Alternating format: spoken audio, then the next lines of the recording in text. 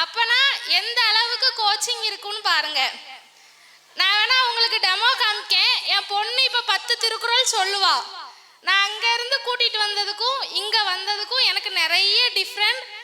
அதுவும் போக எனக்கு ரொம்ப சாட்டிஸ்ஃபேக்ஷனான ஒரு எஜுகேஷன்னா இந்த ஸ்கூலில் தான். ரொம்ப திணிக்காம கொஞ்சம் கொஞ்சமாக சொல்லி கொடுத்து மேலே வரைக்கும் கொண்டு வந்துட்டாங்க.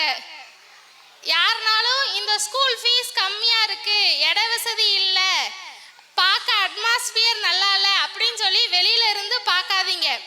உள்ள வந்து ஸ்கூல்ல சேர்த்து பிள்ளைங்க எப்படி இருக்காங்க அப்படிங்கிறத பார்த்து படிக்க வைங்க.